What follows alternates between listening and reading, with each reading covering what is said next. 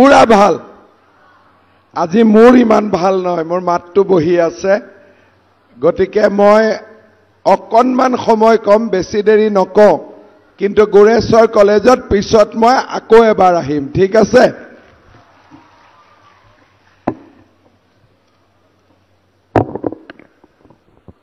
আমাৰ মাজত আজি উপস্থিত অসম চৰকাৰৰ সন্মানীয় মন্ত্ৰী শ্ৰী ইউজি ব্ৰহ্ম ডাঙৰীয়া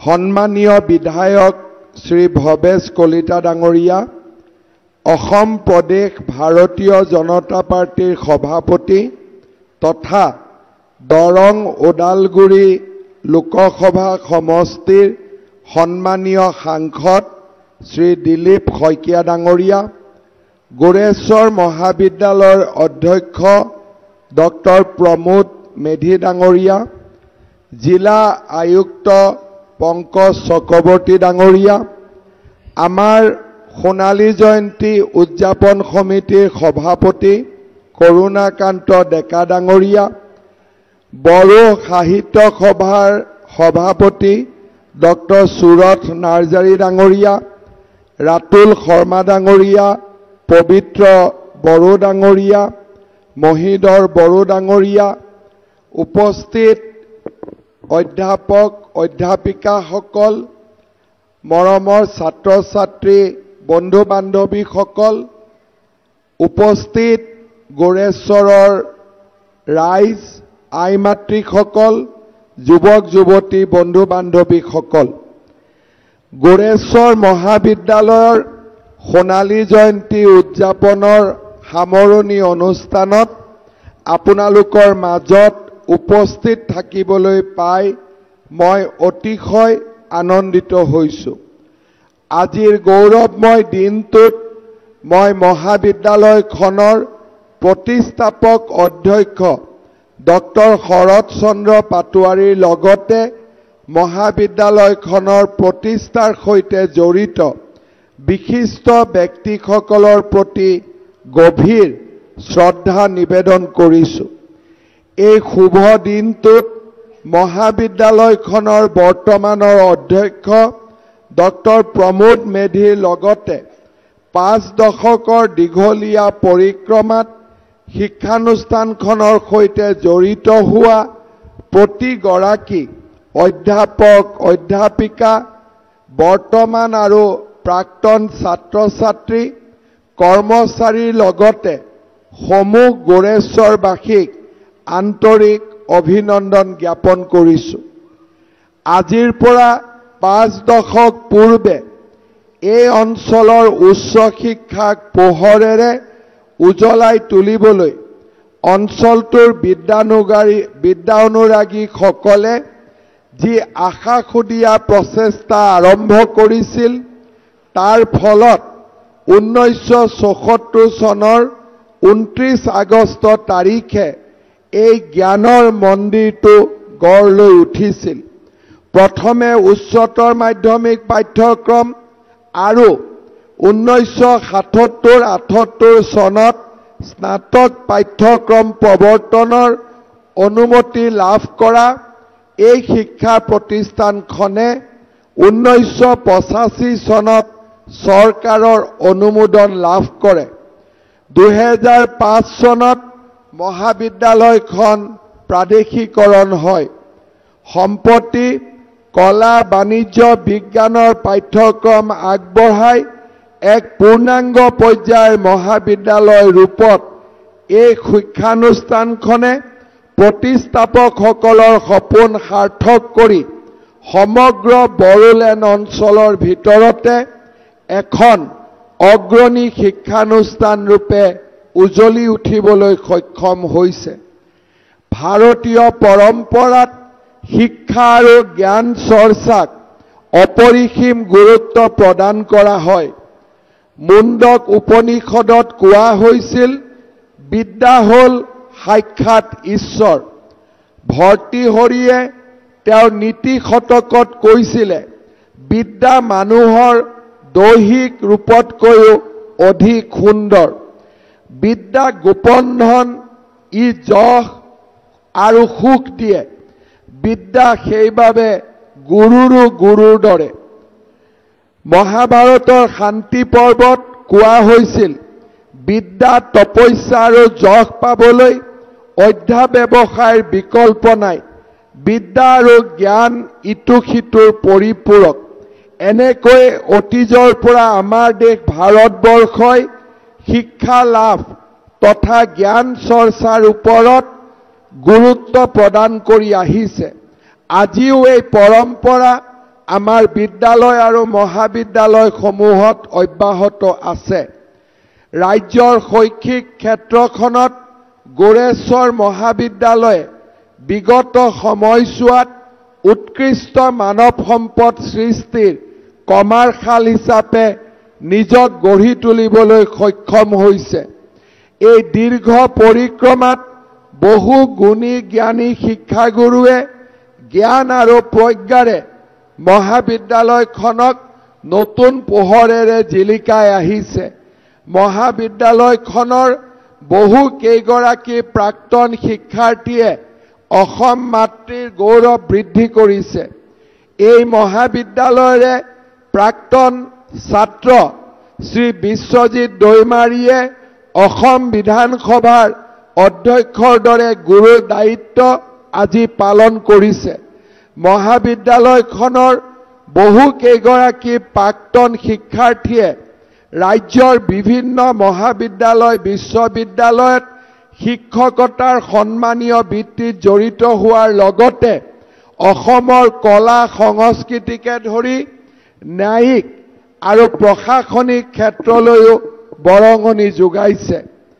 এটা অঞ্চলৰ শৈক্ষিক দিশকে ধৰি আৰ্থ সামাজিক উত্তৰণত একোখন শিক্ষানুষ্ঠানে গুৰুত্বপূৰ্ণ ভূমিকা পালন কৰে। এখন শিক্ষানুষ্ঠান কেৱল অধ্যয়নৰ স্থলীয়ে নহয়, ই হৈছে সামাজিক উত্তৰণৰো মূল আধাৰ। গুৰু শিষ্যৰ মহামিলনৰ কেন্দ্ৰস্থল একোখন শিক্ষানুষ্ঠানে নিশ্চিতভাৱে একোখন সুস্থ সমাজ গঢ়ি তোলাত বৰঙণি আগবঢ়ায়। এখন শিক্ষা প্ৰতিষ্ঠানৰ বাবে 5টা দশক বৰ দীঘলীয়া সময় নহয় যদিও নিঃসন্দেহে এই সময়ছোৱা যথেষ্ট গুৰুত্বপূৰ্ণ। যোৱা সময়ছোৱাত গোৰেশ্বৰ মহাবিদ্যালয়ৰ শিক্ষাৰ্থীসকলৰ সফলতাই অঞ্চলটোৰ লগতে আমাৰ ৰাজ্যকো গৌৰৱান্বিত কৰিছে। মই আশা কৰোঁ যে পৰিৱৰ্তিত পৰিস্থিতিৰ লগত আগুৱাই গৈ গোৰেশ্বৰ মহাবিদ্যালয়ে আহিবলগীয়া দিনবোৰত আৰু অধিক সুপৰিকল্পিত পদক্ষেপেৰে আগবাঢ়ি যাব পাৰিব। আজিৰ সভাতেই মই আমাৰ ছাত্ৰ ছাত্ৰীসকলক 2-3টা কথা উল্লেখ কৰিব খুজিছোঁ। প্ৰধানমন্ত্ৰী নৰেন্দ্ৰ মোদী ডাঙৰীয়াই 2047 চনৰ ভিতৰত ভাৰতক এখন বিকশিত ৰাজ্য গঢ়াৰ বাবে সপোন দেখিছে। প্ৰধানমন্ত্ৰী নৰেন্দ্ৰ মোদী ডাঙৰীয়াই 2047 চনলৈ ভাৰতৰ অমৃতকাল ৰচনাৰ সপোন দেখিছে। তেখেতৰ দৃষ্টিত আজি ছাত্ৰসকল হ'ল অমৃতকালৰ সন্তান। আমি যদি লক্ষ্য কৰোঁ 2047 চনৰ বিকশিত ভাৰতখনত আজিৰ ছাত্ৰ সমাজেই আটাইতকৈ বেছি নেতৃত্ব দিব লাগিব। আমাৰ যি পৰম্পৰাগত সমাজ আছিলে সেই সমাজৰ লগত আজি আধুনিকতা আজি সংযোজিত হৈছে। আমাৰ শিক্ষাদানৰ প্ৰক্ৰিয়া সলনি হৈছে আৰু আজি আমি সমস্ত জ্ঞানৰ ভাণ্ডাৰ আমাৰ মোবাইলটোতে আমি পাব পাৰোঁ, কাৰণ আমাৰ আৰ্টিফিচিয়েল ইণ্টেলিজেন্স বা আমাৰ বিভিন্ন ধৰণৰ আধুনিক শিক্ষা ব্যৱস্থাই আমাৰ বিশ্বৰ পৰিৱৰ্তনৰ যিটো বাট তাক অধিক খৰতকীয়া কৰিছে। আজিৰ পৰা 2 বছৰ আগতে মোৰ যদি এটা বেমাৰ হৈছিলে মই ডক্টৰৰ ওচৰত যাব লাগিছিলে। আজি যদি মোৰ বেমাৰ হৈছে ডক্টৰৰ ওচৰত যোৱাৰ আগতে মোৰ মোবাইলটোতে মোৰ কি চিম্পটম আছে সেই চিম্পটমখিনি মই লিখি দিলে প্ৰাৰম্ভিকভাৱে মোক মোৰ মোবাইলটোৱে জনাই দিব পাৰিব যে মোৰ বেমাৰ কি হ'ব পাৰে। মোৰ যদি ডাক্তৰে মোক এখন প্ৰেছক্ৰিপশ্যন দিছে সেই প্ৰেছক্ৰিপশ্যনখন মোৰ বেমাৰৰ লগত মিলে নে নিমিলে আৰ্টিফিচিয়েল ইণ্টেলিজেন্সৰ জৰিয়তে মই দুবাৰ পৰীক্ষা কৰিব পাৰোঁ।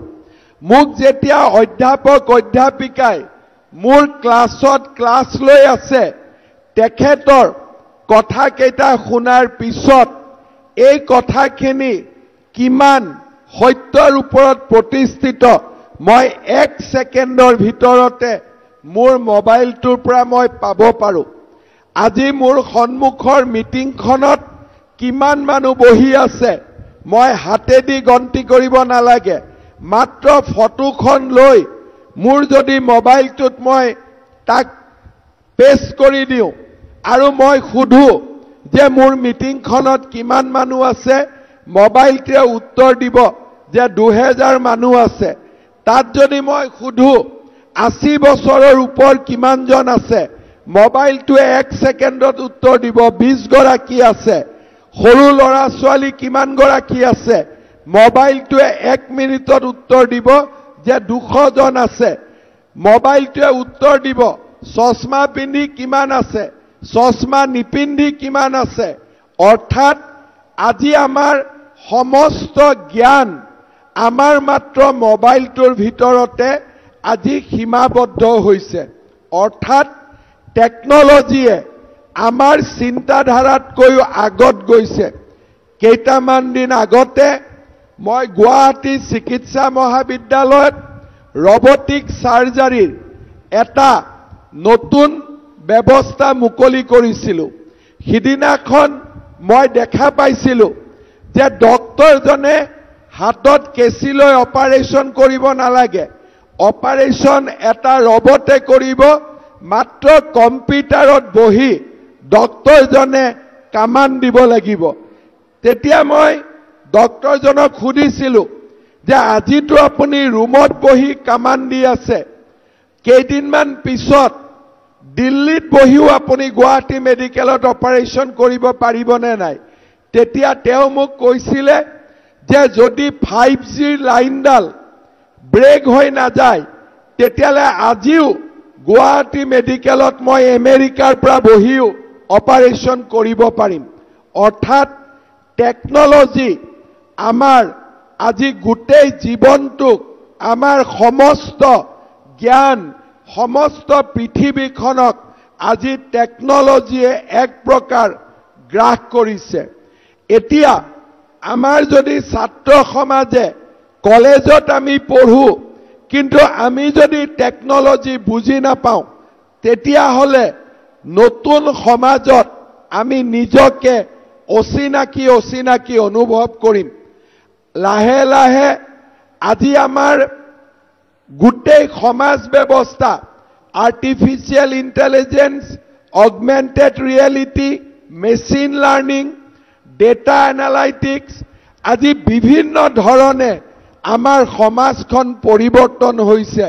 মই গোৰেশ্বৰ মহাবিদ্যালয়ৰ ছাত্ৰ সমাজক আৰু অধ্যাপিকাসকলক অনুৰোধ জনাম যে আমাৰ ছাত্ৰ ছাত্ৰী আৰ্টছ পঢ়ক কমাৰ্চ পঢ়ক বিজ্ঞান পঢ়ক আমি টেকনলজিৰ লগত পৰিচয় আমাৰ থাকিব লাগিব আৰু আধুনিক প্ৰযুক্তিৰ লগত যদি আমাৰ সম্পৰ্ক নাথাকে আমি যি কিতাপত পঢ়িম তাৰ বহুত ভ্যালু আমি অনাগত দিনত আমাৰ কৰ্মক্ষেত্ৰত আমি বিচাৰি নাপাবও পাৰোঁ।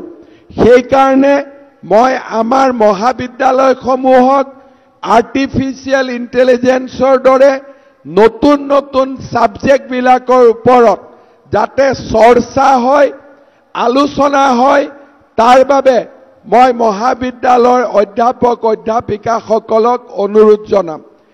দ্বিতীয়তে আমাৰ আজিৰ দিনত আমি সকলোৱে দেখিছো যে পৃথিৱীখন প্ৰতিযোগিতামূলক দিশলৈ গতি কৰিছে।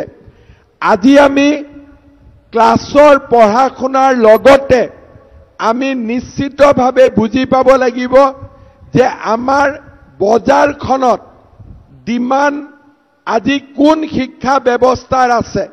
আজি যদি আমি পঢ়ো কিন্তু আমাৰ পঢ়া যদি চাকৰিৰ বজাৰখন বা ব্যৱসায়ৰ বজাৰখনে স্বীকাৰ নকৰে তেতিয়াহ'লে তেনেকুৱা পঢ়া শুনাই আমাক বহু দূৰ আগুৱাই লৈ যাব নোৱাৰে।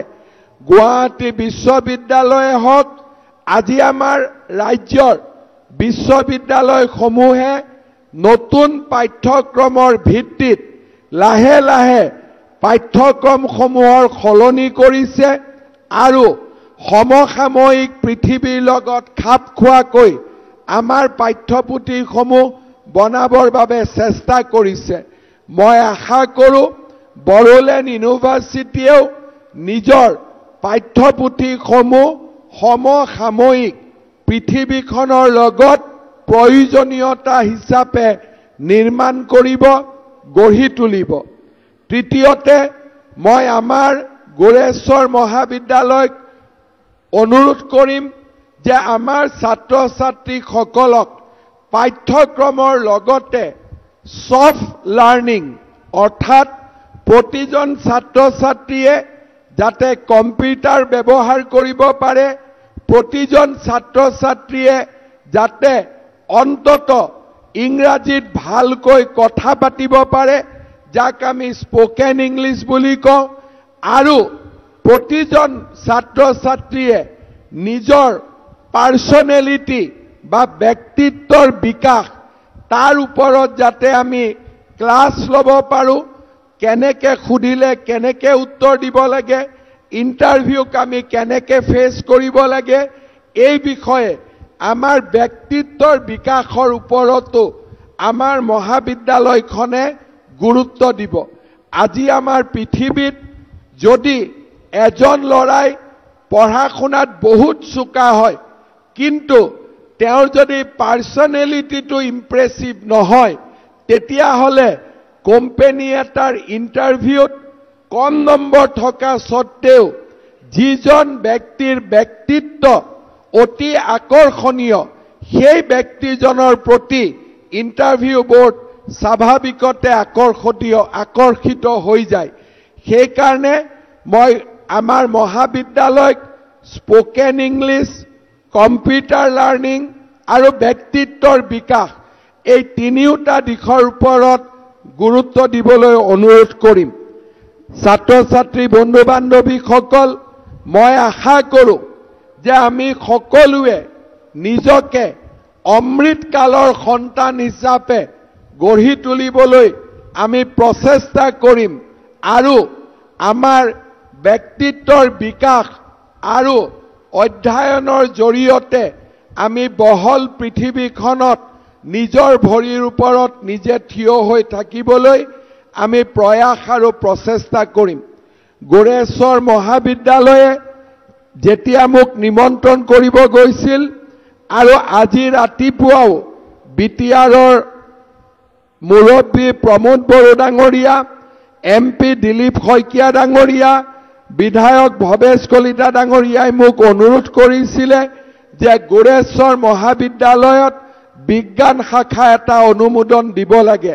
মই আপোনালোকক গোৰেশ্বৰ মহাবিদ্যালয়ক সায়েন্স ষ্ট্ৰীম চৰকাৰীভাৱে মই দিয়াৰ প্ৰতিশ্ৰুতি আজি আপোনালোকৰ ওচৰত মই নিশ্চিতভাৱে দিছোঁ।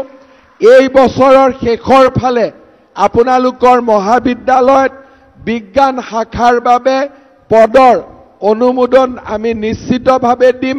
খালি এটাই কথা যে আজিকালি কাকো আমি ৰেগুলাৰাইজেশ্যন কৰিব নোৱাৰোঁ, পৰীক্ষামূলক প্ৰতিযোগিতামূলকভাৱে অধ্যাপক অধ্যাপিকাৰ আমি নিযুক্তি কৰিব লাগিব গোৰেশ্বৰত বহুদিনৰ মূৰত আহিছো দিলীপ শইকীয়া ডাঙৰীয়া মোক কৈছিলে যে আমাৰ ৰেলৱে লাইনৰ ওপৰত ফ্লাইঅভাৰ বনাব লাগে ভৱেশ কলিতা ডাঙৰীয়াই মোক বহুদিনৰ পৰা কৈছিলে ইতিমধ্যে ৰেলৱে বিভাগে গোৰেশ্বৰৰ ৰেল গেটৰ ওপৰত উৰণীয়া সেতু নিৰ্মাণৰ বাবে এনঅ'চি আমাক প্ৰদান কৰিছে সেয়েহে আমি খুব সোনকালে আপোনালোকৰ বাবে উৰণীয়া সেতু এখন নিৰ্মাণৰ ব্যৱস্থা হাতত ল'ম ইয়াৰ উপৰিও গোৰেশ্বৰৰ এটা খুব ইম্পৰ্টেণ্ট ৰাস্তা মহৰিচুকৰ পৰা বগামাটিলৈ সেই ৰাস্তাটো আমি অনুমোদন কৰিছো